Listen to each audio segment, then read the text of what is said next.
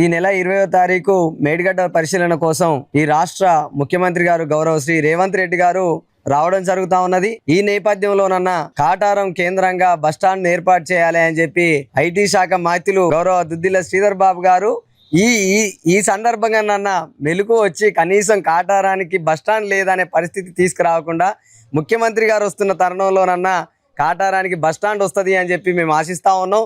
పలుమార్లు వినతులు తెలియజేసినా కూడా కాటారం కేంద్రంగా ఈరోజు 3 సార్లు మంత్రిగా వివరించినటువంటి వారు ప్రాతినిధ్యం వహించేటువంటి వారికి ప్రతిసారి గెలుపునిచ్చేటువంటి ప్రాంతానికి బస్టాండ్ లేకపోవడం అనేది అవమానకరమైనటువంటి పరిస్థితి ఉన్నది. ఎన్నిసార్లు మీడియా వాయిస్లు ఇచ్చినా, ఎన్నిసార్లు అధికారులకు వినతులు చేసినా బస్టాండ్ నిర్మించలేనటువంటి స్థాయిలో ఇక్కడ ఉన్నటువంటి మంత్రి గారు ఉన్నారా?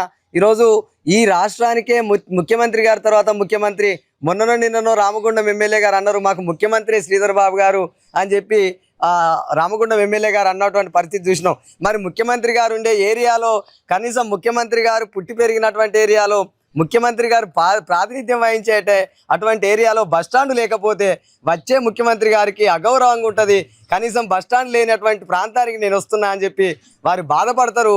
కాబట్టి వారు వస్తున్న తరుణంలోనన్నా కనీసం కాటారానికి గౌరవ ఐటీ శాఖ మంత్రులు బస్టాండ్ ఏర్పాటు చేసే అటువంటి పరిస్థితిని నెలకొల్పాలి, అధికారులకు ఆదేశాలు ఇవ్వాలి. కనీసం ముఖ్యమంత్రి గారికి కూడా మేము సూచన చేస్తున్నాం, అయ్యా ముఖ్యమంత్రి గారు మీరు వస్తున్న తరుణంలో ఎట్టి పరిస్థితుల్లో కూడా నేషనల్ హైవే మీద మీరు రావద్దు.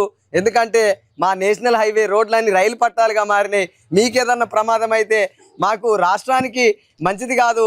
కాబట్టి మీ పరిపాలన మాకు అవసరం. మా రోడ్లేమో రైలు పట్టాలు అయిపోయి ఎవరికి యాక్సిడెంట్లు జరిగినా ఇక్కడ ఉండే అటువంటి అధికారులు, ఇటు వచ్చే మంత్రులు, ఎమ్మెల్యేలు ఏసీ కార్లల్లో హెవీ డ్రైవింగ్ లైసెన్స్ ఉన్న డ్రైవర్లను పెట్టుకొని తిరుగుతున్నారు కాబట్టి వారికి ఏం కావట్లేదు.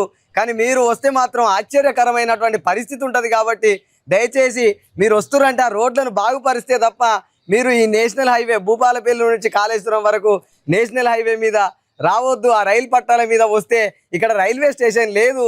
కాబట్టి కనీసం మీరు వస్తున్న తరుణంలోనన్న కాటారానికి బస్టాండ్ రావాలి, మా రోడ్లు బాగుపడాలి అని చెప్పి ఈ సందర్భంగా ఆశిస్తా ఉన్నాం.